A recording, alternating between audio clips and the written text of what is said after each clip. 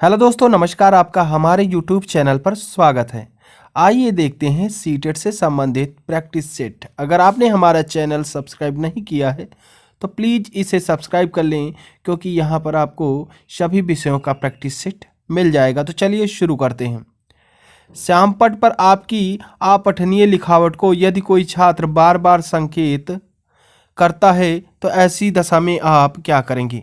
छात्र को कक्षा के बाद मिलने को कहेंगे, छात्र को डांटकर चुप करा देंगे, उसे स्वीकार कर लेंगे, या दूसरे दिन सुधार के साथ तैयारी करके कक्षा में जाएंगे।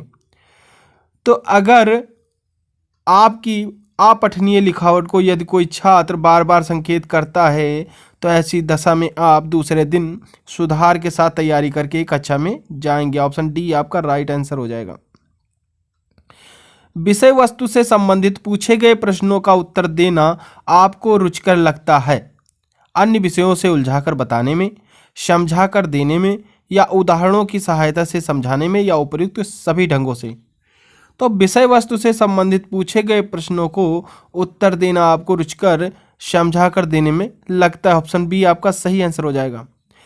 आपके लेख को आपका मित्र अपने नाम से प्रकाशित करा देता है तो आप इस स्थिति में क्या करेंगे? भविष्य में किसी के साथ ऐसा ना करने की चेतावनी देंगे, उसके विरुद्ध लिखा पढ़ी करेंगे, सबके सामने उसकी आलोचना करेंगे, या शांति से उससे बात करके उसे उसके व्यवहार का ज्ञान कराएंगे।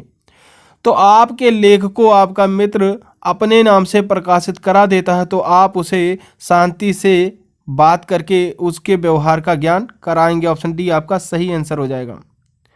आपके शहर में शिक्षा से संबंधित सेमिनार हो रही है तो आप क्या करेंगे? उसके प्रति कोई रुचि नहीं लूंगा, बिना प्रचार की अनुमति लेकर भाग लूंगा, प्रचार की अनुमति लूंगा, या फिर विद्यालय से अवकाश लूंगा। तो अगर आपके शहर में शिक्षा से संबंधित सेमिनार हो रहा है तो सबसे पहले आपको अपने प्रचार से अनुमति लेना होगा और उसके बाद में सेमिनार में शामिल होना होगा। इसलिए ऑप्शन सी आपका राइट आंसर हो जाएगा। अगला प्रश्न देखते हैं। आपको मालूम हुआ है कि आपके प्रधानाचार्य संस्था में कुछ गलत कार्य कर रहे हैं तो आप क्या करेंगे? साथियों से परामर्श करके ही कोई निर्णय लेंगे, उन्हें समझाने का प्रयास करेंगे, उस तरफ अनदेखा करेंगे, या उच्चाधिकारियों से शिकायत करेंगे? तो अगर आपके प्रधानाचार्य संस्था में कुछ गलत कार्य कर रहे हैं तो आप उच्चाधिकारियों से उसकी शिकायत करेंगे। इसलिए ऑप्शन डी आपका सही आंसर हो जाएगा। अगला प्रश्न देखते हैं। लगातार असफल होने पर आप असफलता के कारणों को भूलने का प्रयास करती हैं, उसे दोबारा करने का साहस नहीं कर पाते, असफलता के कारकों से बदला लेने का प्रयास करते हैं, या फिर चुनौती के रूप में दुगने उत्साह के साथ तैयारी करते हैं। तो लगातार असफल होने पर आपको चुनौती के रूप में दुगने उत्साह के साथ तैयारी करना चाहिए। इसलिए ऑप्शन डी आपका सही आंसर हो जाएगा। अगला क्वेश्चन देखते हैं।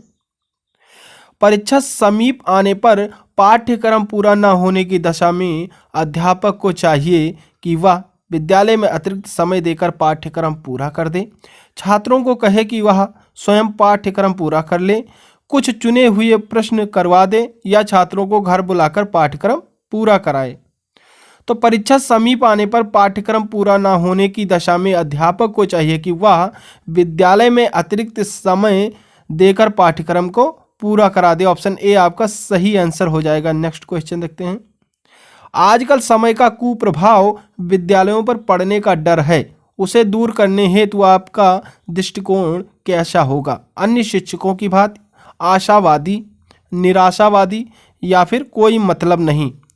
तो आजकल के समय में कुप्रभाव विद्यालयों पर पड़ने का डर है, उसे दूर करने हेतु आपका दृष्टिकोण जो होगा वह आशावादी होगा। ऑप्शन बी आपका सही आंसर हो जाएगा। नेक्स्ट क्वेश्चन देखते हैं। विद्यालय में विज्ञान की प्रयोगशालाओं में पर्याप्त उपकरण नहीं है, ऐसे में आप छात्रों को क्या करेंगे?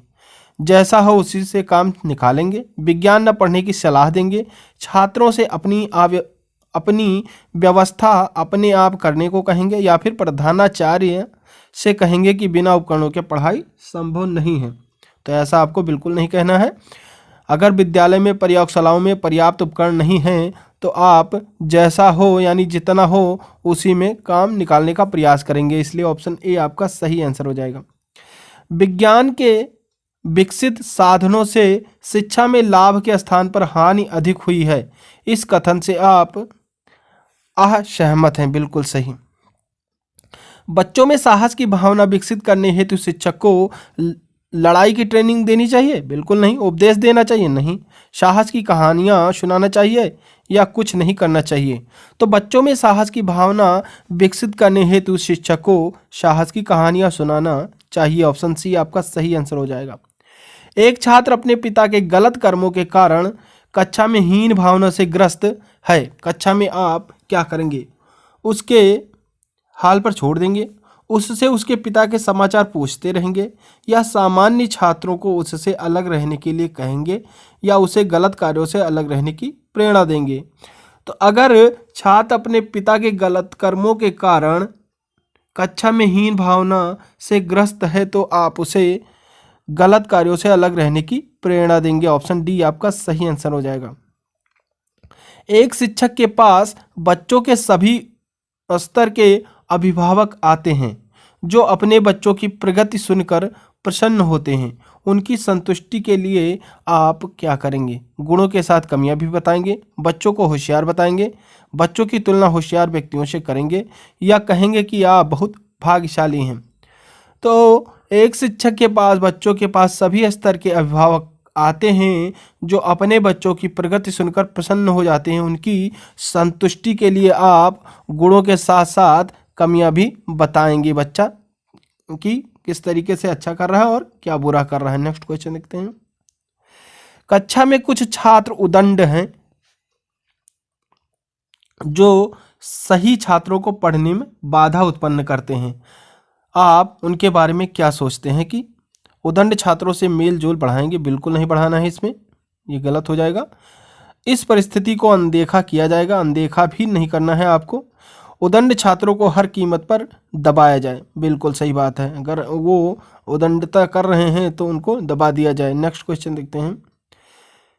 छात्रों की विद्यालय में नियमित उपस्थिति सुनिश्चित करने के लिए आप क्या करेंगे? अभिभावक को नियमित बैठक बुलाई जाए, विद्यालय को एक आनंद का स्थान बनाया जाए, छात्रों को अधिक गृह कार्य दिया जाए, या छात्रों को अपनी रुचि के अनुसार कार्य करने की छूट दी जाए?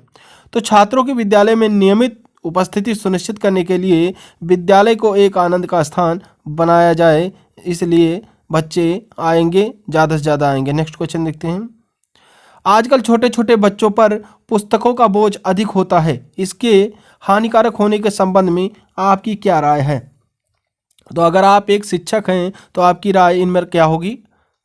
छात्रों के कंधों के हड्डी पर कुप्रभाव पड़ता है, छात्र प्रत्येक पुस्तक का अध्ययन नहीं कर सकता, छात्रों के अनावश्यक भार से बच्चों के मस्तिष्क का विकास अवरुद्ध होता है। यही आपका सही आंसर हो जाएगा। नेक्स्ट क्वेश्चन देखते हैं।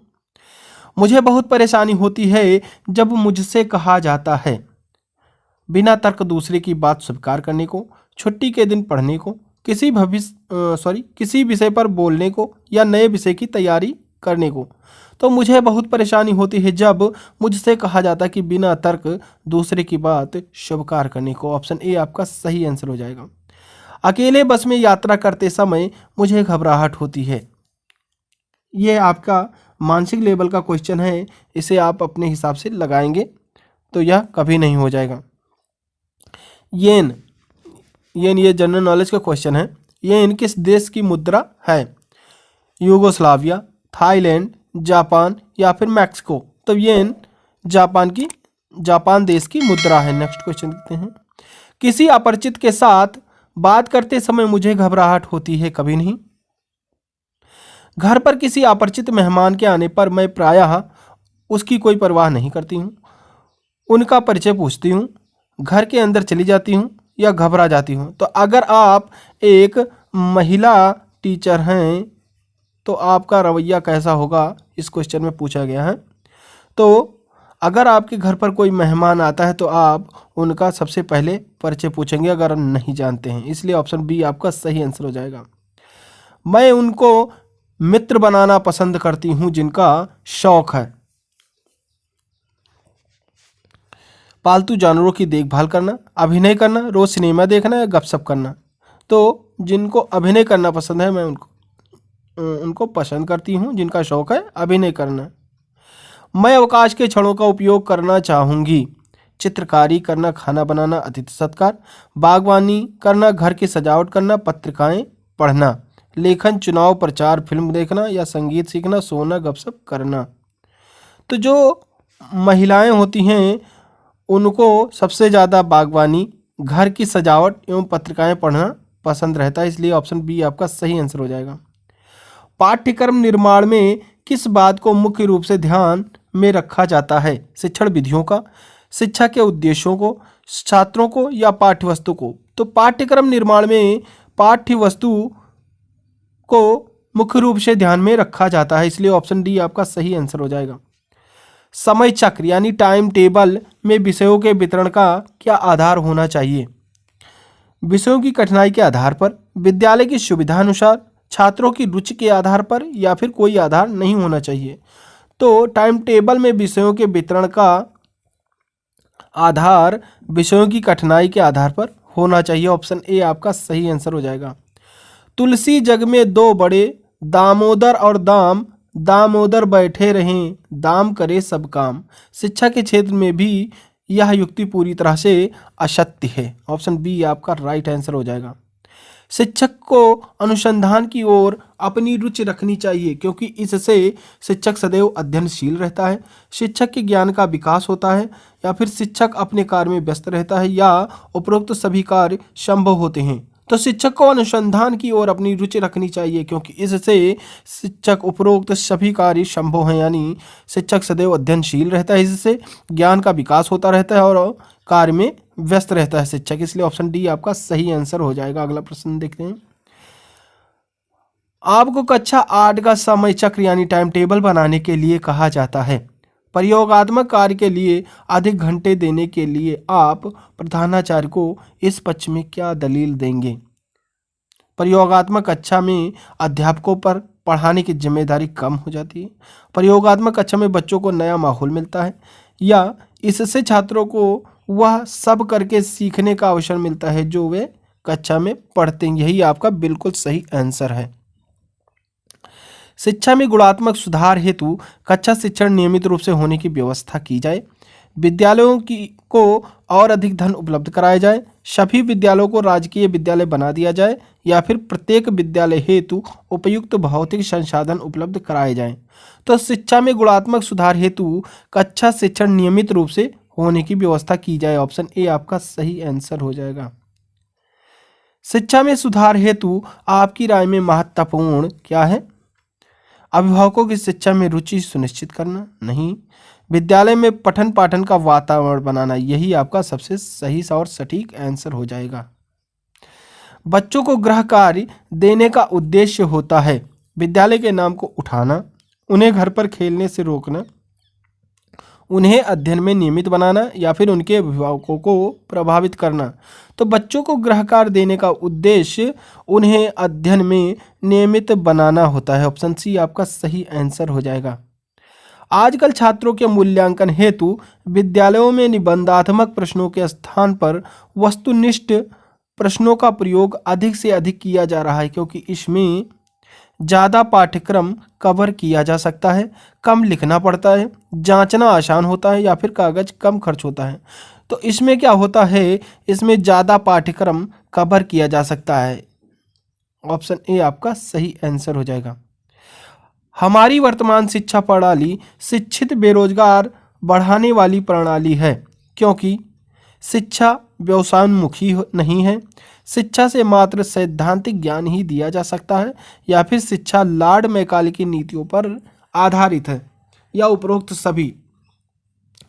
तो हमारी वर्तमान शिक्षा प्रणाली जो है वह शिक्षित बेरोजगारी बढ़ाने वाली प्रणाली है क्योंकि उपरोक्त सभी यानी यह व्यवसायोन्मुखी नहीं होती है, इसमें सैद्धांतिक ज्ञान ही दिया जाता है और यह लॉर्ड मैकाले की नीतियों पर आधारित होती है। तो उपरोक्त सभी आंसर आपका सही हो जाएगा। विद्यार्थियों के सीखने की कठिनाइयों को दूर किया जा सकता है कारणों को जानकर और उनके अनुसार योजना बनाकर, अधिक सुविधाएं प्रदान करके, अधिक अभ्यास कराकर या फिर अधिक समय देकर तो विद्यार्थियों के सीखने की कठिनाइयों को दूर किया जा सकता है। कारणों को जानकर और उसके अनुसार योजना बनाकर। ऑप्शन ए आपका सही आंसर हो जाएगा। बाल मनोविज्ञान का ज्ञान एक प्राथमिक शिक्षक के लिए आवश्यक है क्योंकि इससे बच्चों के व्यवहार को समझने में सहायता मिलती है, बच्चों को अनुशासित करने में सहायता मिलती है, परीक्षा फल में सुधार होता है या फिर बच्चों को प्रेरित करने में सुविधा होती है। तो बाल मनोविज्ञान का ज्ञान एक प्राथमिक शिक्षक के लिए आवश्यक है क्योंकि इससे बच्चों के व्यवहार को समझने में सहायता मिलती है। ऑप्शन ए आपका सही आंसर हो जाएगा। विद्यालयों में छात्र को अनुशासित रखने के लिए आप क्या करेंगे? स्वयं अनुशासन में रहेंगे, बिल्कुल सही। छात्रों को अनुशासन पर अच्छी पुस्तकें पढ़ने को कहेंगे, अनुशासन पर लेख लिखवाएंगे या अनुशासित छात्रों को पुरस्कृत करेंगे? ऐसा नहीं करना है आपको। तो विद्यालयों में छात्रों को अनुशासित रखने के लिए स्वयं अनुशासन में रहेंगे, तभी बच्चे अनुशासित हो सकते हैं। इसलिए ऑप्शन ए आपका सही आंसर हो जाएगा। राष्ट्रीय शिक्षा नीति के अंतर्गत नवोदय विद्यालयों की व्यवस्था क्यों की गई है? क्योंकि शहरी छात्रों के लिए, इससे गांवों के बच्चों को अध्ययन करने का अवसर मिलेगा। शहर और गांव की अच्छी योग्यता वाले छात्र अध्ययन कर सकेंगे या फिर शहर और गांव दोनों के बच्चे अध्ययन कर सकते हैं। तो राष्ट्रीय शिक्षा नीति के अंतर्गत नवोदय विद्यालयों की व्यवस्था इसलिए की गई क्योंकि शहर और गांव की अच्छी योग्यता वाले छात्र अध्ययन कर सकें। ऑप्शन सी आपका सही आंसर हो जाएगा। कुछ वर्षों बाद पाठ्य पुस्तकें बदल देनी चाहिए क्योंकि सरकार प्रकाशक को आर्थिक लाभ होता है। छात्रों को नई पुस्तकें अच्छी लगती हैं। एक पुस्तक पढ़ाते पढ़ाते शिक्षक ऊब जाता है या फिर ज्ञान में निरंतर वृद्धि होती है। तो कुछ वर्षों बाद पाठ्य पुस्तकें बदल देनी चाहिए क्योंकि इससे ज्ञान में निरंतर वृद्धि होती है। ऑप्शन डी आपका सही आंसर हो जाएगा। आप अध्यापन व्यवसाय अपनाना चाहते हैं क्योंकि शिक्षक रहते हुए आय के अतिरिक्त कार्य किए जा सकते हैं।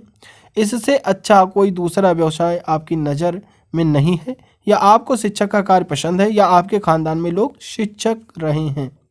तो आप अध्यापन व्यवसाय अपनाना चाहते हैं क्योंकि इससे आपको शिक्षक का कार्य पसंद है। ऑप्शन सी आपका सही आंसर हो जाएगा। आज की शिक्षा प्रणाली शिक्षित बेरोजगारी बढ़ाने वाली प्रणाली है क्योंकि शिक्षा का उद्देश्य स्पष्ट है। शिक्षा से मात्र सैद्धांतिक ज्ञान प्राप्त होता है या फिर व्यावसायिक प्रशिक्षण शिक्षा का अंग नहीं है, या फिर उपयुक्त सभी। तो आज की शिक्षा प्रणाली शिक्षित बेरोजगारी बढ़ाने वाली प्रणाली है क्योंकि व्यावसायिक प्रशिक्षण शिक्षा का अंग नहीं है। ऑप्शन सी आपका सही आंसर हो जाएगा। शिक्षक को शिक्षा के क्षेत्र में प्रचलित समस्याओं को जानना आवश्यक है क्योंकि इससे शिक्षक को शिक्षा के बारे में जानकारी हो सकती है। शिक्षक ही उसके समाधान के बारे में कुछ कर सकते हैं, वह अन्य शिक्षक को बता सकता है या इससे वह इसके बारे में सरकार को बता सकते हैं।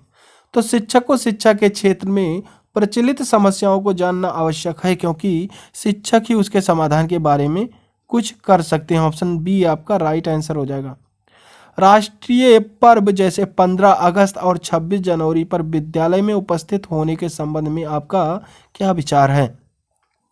इससे राष्ट्रीय एकता और अखंडता को सुदृढ़ करने में प्रोत्साहन मिलता है। ऑप्शन ए आपका सही आंसर हो जाएगा।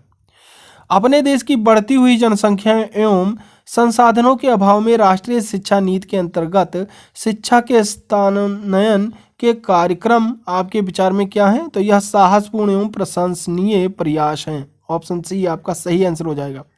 आपके विचार से सह शिक्षा का प्रमुख उद्देश्य है बालिकाओं की हीन भावनाओं पर अंकुश लगाना, शिक्षा पर होने वाले व्यय को कम करना, एक दूसरे को समझाने का सुअवसर देना, या फिर बालिकाओं के लिए अलग से स्कूल न खोलना।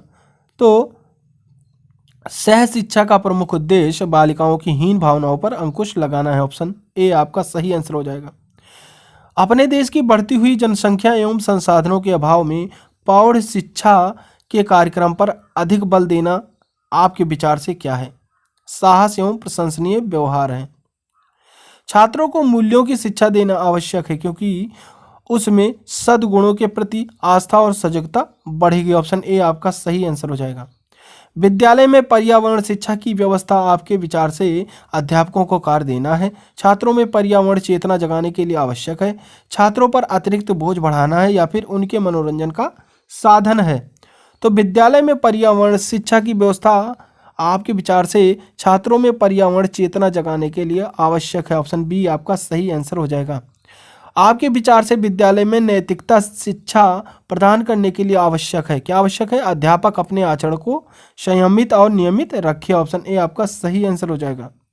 अध्यापक का स्थान समाज में सम्मानीय होता है क्योंकि वह राजनीतिकों और बड़े आदमियों के गुरु होते हैं।